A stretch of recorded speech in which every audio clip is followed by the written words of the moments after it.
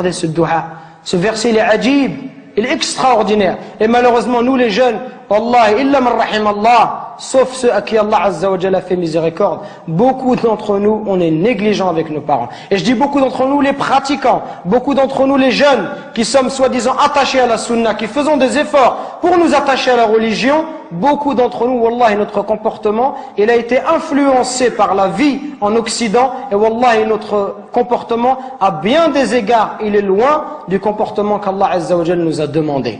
Allah, il nous interdit de faire de dire la moindre phrase. Le moindre mot, fi, ça n'a aucun sens. Ça n'a pas de sens. Fi, c'est une onomatopée. C'est un son.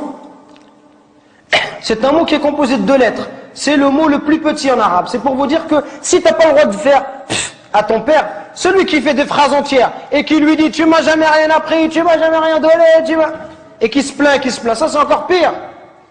Regardez à travers ce dua, on retrouve la miséricorde. Ceux qui bénéficient, qui doivent bénéficier de notre bon comportement et de notre miséricorde, ce sont nos parents en premier, notre père et notre mère.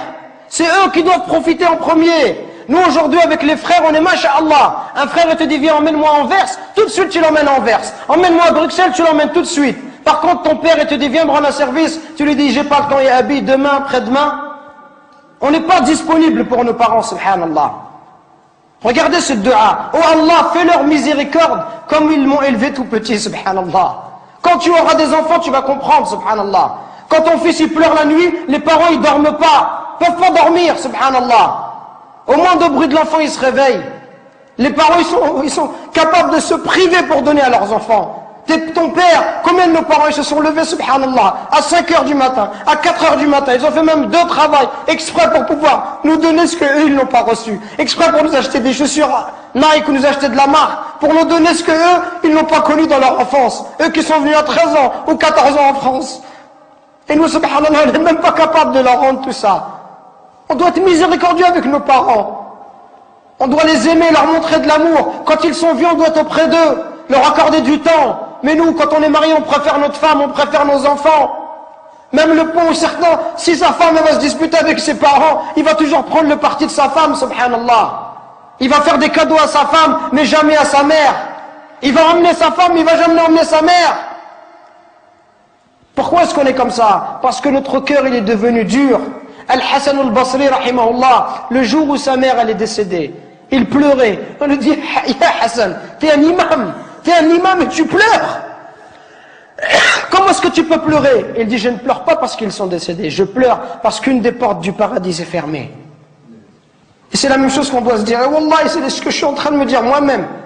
Qu'on parle, conférence après conférence, khutbah après khutbah, et on dit comportez-vous bien, comportez-vous bien. Et Wallah, on est insouciant avec nos parents. Jusqu'au jour où nos parents vont mourir, et là on dira subhanallah, j'aurais voulu faire le bien, j'aurais voulu rester auprès d'eux, j'aurais voulu les accompagner, j'aurais voulu les consoler, j'aurais voulu les aider comme ils m'ont aidé, leur donner comme ils m'ont donné, patienter avec eux comme ils ont patienté avec moi.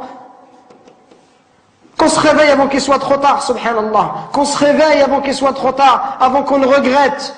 Et avant qu'on dise j'aurais aimé faire le bien, j'aurais aimé voyager avec mon père, j'aurais aimé passer du temps avec lui, j'aurais aimé rester juste m'asseoir, boire un verre de thé, parler avec lui, qu'il soit heureux. Combien de gens dans l'histoire de l'islam, ils ont atteint des hauts degrés, juste parce qu'ils étaient bons avec leur mère. Uwais al-Qarani, considéré comme le meilleur des tabi'in. Le prophète alayhi salatu wassalam, il disait à Abu Bakr et à Omar, si vous voyez Uwais, une personne qui s'appelle Uwais, allez le voir et demandez-lui de demander pardon à Allah pour vous. Regardez, subhanallah. Si vous voyez Uwais, allez le voir et demandez, dites-lui que le prophète alayhi salatu wassalam lui passe le salam. Dites-lui que le prophète lui passe le salam et demandez-lui d'invoquer Allah pour vous, qu'il demande à Allah de vous pardonner. Omar, toute sa vie, il l'a cherché. Wallahi, toute sa vie, Omar ibn Khattab, il a cherché Uwais al-Qarani. Il l'a vu à la fin de son califat, quelques années avant de mourir. Quand il l'a vu, il l'a trouvé. L'histoire, elle est longue. Il lui dit, est-ce que c'est toi, Uwais? Uwais lui dit, non, qu'est-ce que tu me veux? T'es qui? Il dit, moi, je suis Omar ibn Khattab. Il dit, qu'est-ce qu'il y a? Et il lui dit, le prophète, il m'a dit tout cela, tout cela. Ouais, il commence à pleurer. Il lui dit, pourquoi il a dit ça? Qu'est-ce que j'ai fait? Et il lui dit, le prophète, il nous a dit, Si on te voit que tu demandes pardon à Allah, et que tu avais la peste et que tu as été guéri, excepté la taille d'une pièce dans ton dos, parce que tu avais une mère et que tu as été bon envers elle. Uwais al-Qarani, à l'époque du prophète, il était croyant. Il n'est pas parti voir le prophète, il ne s'est pas déplacé. Pourquoi? Parce qu'il avait une mère, il ne voulait pas l'abandonner. Il voulait rester avec sa mère, subhanallah. Regardez, il voulait rester avec sa mère, il ne voulait pas la laisser toute seule. Pour ça, le prophète a été informé par Allah Azza wa Jal que cet homme-là était un homme pieux. Et Omar, il est parti le voir et il lui a dit, et Uwais lui a dit, moi je vais demander pardon pour toi. Toi tu es Omar ibn Khattab, je vais demander pardon à Allah pour toi. Il lui dit, oui tu demanderas pardon à Allah pour moi. Pour vous montrer la valeur des parents. Parce qu'il passe du temps. Aujourd'hui combien de temps se passe? Peut-être qu'on ne va pas voir nos parents. Peut-être qu'une semaine, 2 semaines, on ne va pas voir nos parents. On leur passe même pas un coup de fil, subhanallah. Alors que nos amis, tous les jours, on les a au téléphone.